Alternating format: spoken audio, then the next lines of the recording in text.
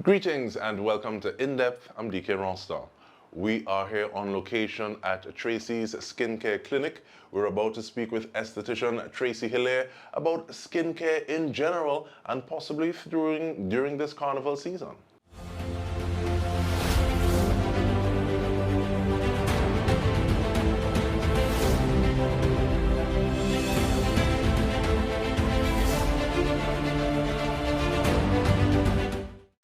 So I want to say thank you for making the time, Tracy, welcoming us into this space, because as we step in, the AC, the scents, the site is very welcoming. But I want to start off though, let's build it from the ground up. Why is it important to see about our skin, to have a skincare regimen? Well, I would say our skin, it's the largest organ in the body, right? Your skin. And a lot of times we are exposed to pathogens, bacteria, all the dust and stuff from the environment. And it's very important that we have a daily skincare routine so that we can help prevent some of those pathogens and bacteria from getting into our pores. And when you say routine, because some people say, okay, well, I bathe, possibly in the morning, possibly in the evening. If I feel a little sweaty or whatever, I wash my face. Is there something else that I need to use instead of stuff to just clean, or are other things needed? Yes, and I have gotten that question very often. We need to be using specific cleansers, toners, and moisturizers that are tailored for our particular skin. So getting your skin analyzed is also important so that you would know what skincare system is most suitable for the type of skin that you have. But when you say system, you make me feel as money spending. Huh? But even before we get to the skincare system, different types of skin, as opposed to all skin is skin. So, and if is it specifically face that we're talking about when you say getting your skin analyzed? What does that analysis cover? Okay, so in terms of analyze, yes, I was talking about getting your skin analyzed to know what skincare line you would need. Like if you have oily skin, dry skin, sensitive skin, that type of analyze. However, because our skin is so sensitive on the face area, we would need to have specific ingredients in there to help wash off the grime from our skin. Our pores would produce like dead skin, oil, water, sweat, all of that we have on our skin. And we would need to cleanse it off properly. When you use the proper soap, the ordinary soap that you are having a shower with, actually that clogs the pores. It is not the best fit for using on the face. You make me feel bad. And worse yet, I have an uncle who used to love to bathe with B29. That's a blue soap that he could wash clothes with. He said he used to do it for him. But is it a matter of saying, okay, well, we need to get things that we're not used to? I know some people use a bit of baking soda, and possibly that's something that we can go into. But when you say cleansers for the face, what are you talking about? When we say cleansers, I am speaking specifically about products with glycolic acid, salicylic acid, those type of ingredients in them. However, when you get your skin properly analyzed, you would be able to know the pH balance of the skin. And from knowing the pH balance of your skin, that is where you would know if it is you are to use something for oily skin or for dry skin. So give us an example. If you have a pH balance that is a little more possibly acidic, what are some of the things, or alkaline, what are some of the things you'll be using? Okay, so if your skin is more acidic, then you are exposed to the pathogens, acne, blemishes, all the dust and all those things forming on your skin. We want to be able to balance your skin to be, so on the pH scale works from 0 to about 13. you want the skin to be about a 5.5. And if your skin is, I would say, above 4, then it will be alkaline, more alkaline. And when the skin is more alkaline, you can get a lot of itchy skin. It would be too dry. And then you would need to get the proper skincare to be able to balance off that pH balance and get it back to that 5.5. If it is above the 5.5, then it would be acidic. And there is where you are going to be exposed to more acne, you know, all of those whatever pathogens and stuff tends to grow on a skin that is more acidic. So balance is always good. But even before we're putting things on the skin, what about putting things in the body? So does what we eat, does what we drink affect that pH, affect how our skin will be looking, or the health of our skin? Yes. Usually with skincare, both having a proper diet goes hand in hand with healthy skin. So we want to be able to have our fruits, vegetables, eat proper, also exercise as well. So all of that, you know, tends to assist with all the hormones and everything that are produced in our bodies, and it reflects on the outside. So you get that glow. Yes. But and going back to that analysis, is there a certain age or an age by which you think someone should have a skin analysis done? Because I know even like looking at the changing hormones that would occur during adolescence, and people realize the shame because face is breaking out plenty. At what age is there a best age to get this right? I would say from the time a teenager around age 13, 14, from the time they start having all of those breakouts, if they have any of them on their skin, it's good to come in and have their skin analyzed. Because at times we have where teenagers, they have all these breakouts and their self-esteem, you know, is very low. So if we can have them come out, get their skin analyzed, we would be able to know what is the best skincare treatment regime so that they can be using, and so they could be able to grow and develop, and it would be under control. And I think sometimes, as opposed to dealing with the skin itself, people can try to just cover it up and put things on top, which may lead, well, actually, let me not suppose. What can that lead to? Well, when we cover it up, you are going to be getting more breakouts because we are clogging up the pores. And if you are clogging your pores and you are not cleansing it, then you are going to have a bigger problem. And sometimes people wait until they get older, then to treat with the problem, where you could have been doing something earlier, simple, cleansing, toning, moisturizing on a daily basis, and being able to get your skin to where you want. Your skin can mature with you. I know people love to talk about people's skin. Oh, the skin is glowing, it's dewy, is this, is that. But even before we get to moisturizer, give us a little idea about toner, please. When you say toner, what do we mean, and where does that come in the sequence before or after cleansing? Okay, so when we tone, after cleansing, then we tone. And we tone because it cleans whatever residue remains after we have cleansed. We would be able to get that off using a toner.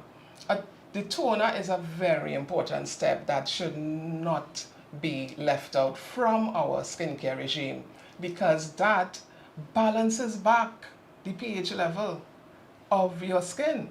You see, after we cleanse, what we do is we wash off all the protective layers from our skin, called the acid mantle. The acid mantle comprises of the sweat, dead skin cells, all the grime and residue from your skin, which protects your skin. So when you cleanse, you wash off the protection, And you need to balance back the pH with your toner now, and then you put back on a moisturizer to put in nutrients back into the pores. And with that, we take a short break because I want to ask questions. And one of them, I guess we will ask when we come back from the break, is if the acid mantle protects, but if you're going to put on something like, even like something on your face, let's think like makeup. Is there something, do you tone and moisturize before you put that on? But don't start to answer yet. We're going to get that answer and more when we return. We are speaking with esthetician Tracy Hilaire. Stay with us, we return with more.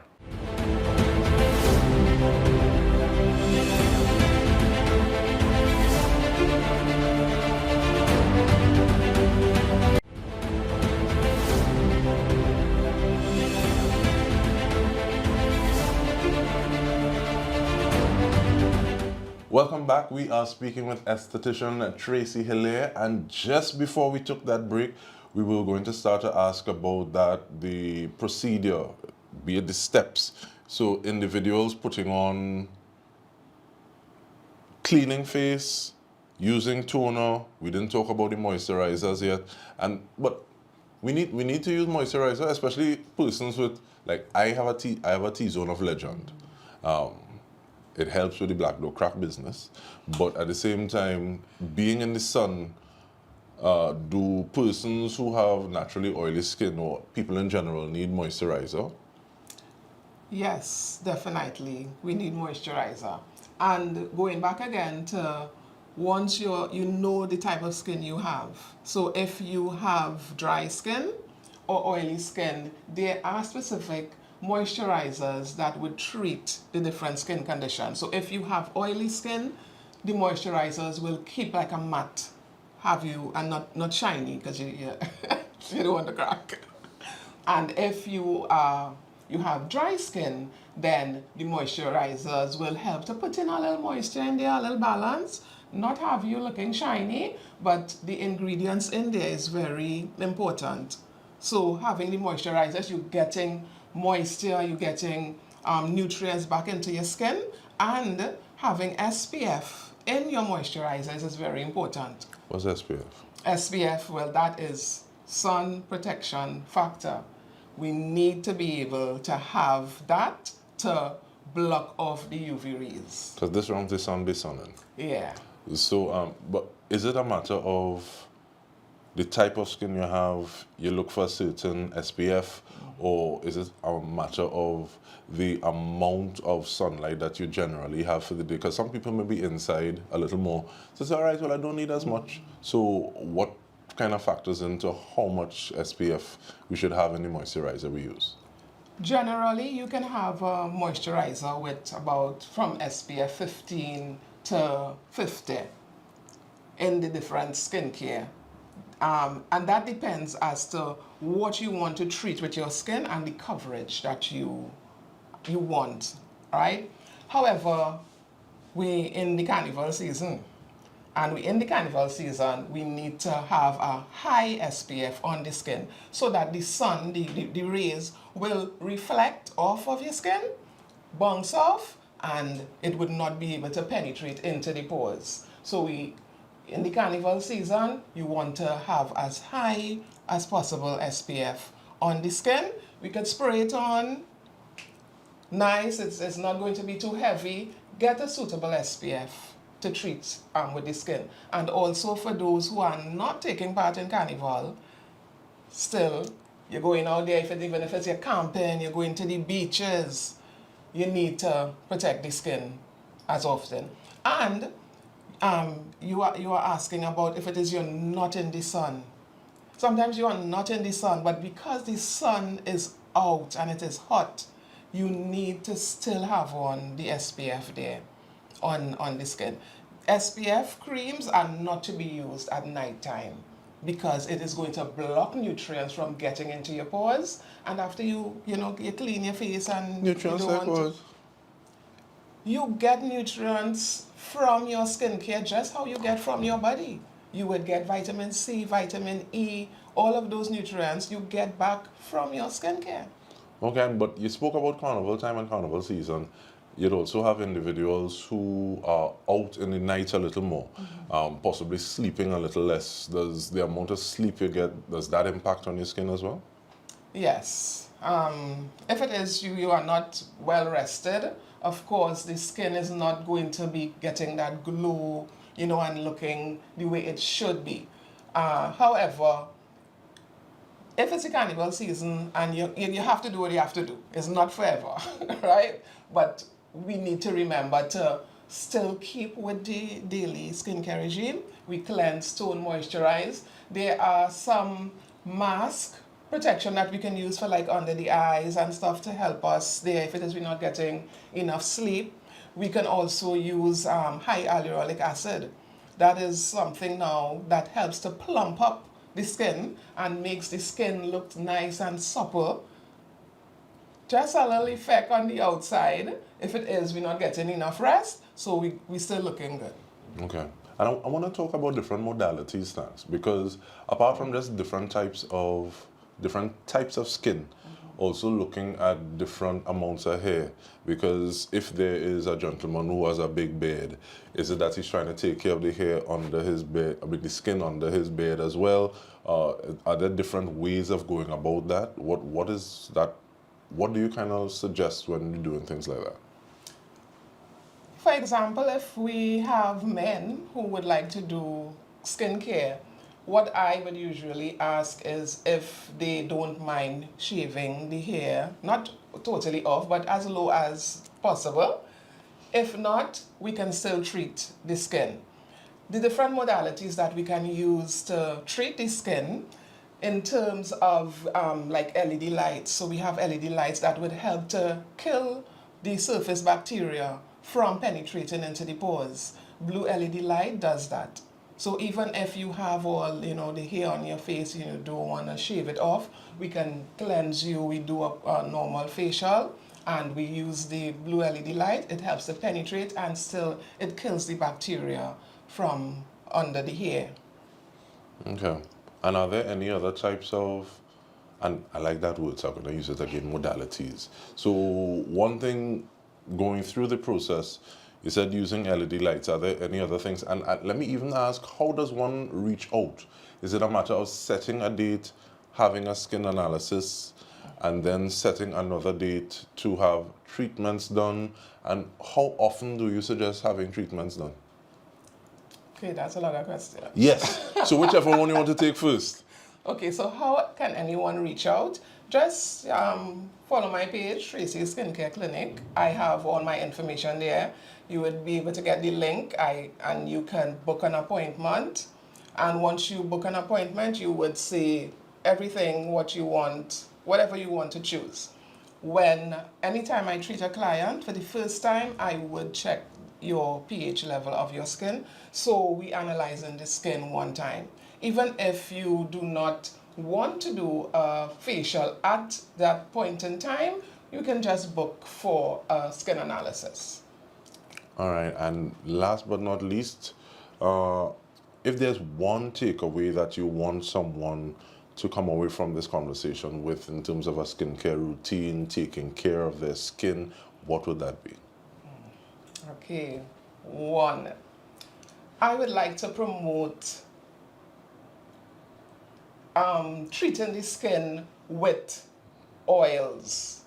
Why I would say oils, there are a lot of my clients who would ask me about putting on products on their skin, and if you are putting on products on your face, whatever part of your body, the top layer is the epidermis, and the epidermis is oil loving. So if you are using products that are water loving, it's not going to be able to penetrate into the dermis and make any effect on your skin. So I would like to promote that we treat our skin, use proper oils to oil your entire body with, so that as you mature, your skin would look and glow and reflect the way that you feel now and with time. All right, and with that, we want to say thank you very much, Tracy Hillier, esthetician, Tracy's Skincare Clinic. I want you to tune into the next episode of In Depth with Dike Rostant because it's full makeout scene. I'm gonna get a facial. But for those looking at this one, thank you very much on behalf of the entire TTT News team. This has been In Depth with me, Dike Rostant. Thank you so much for joining us.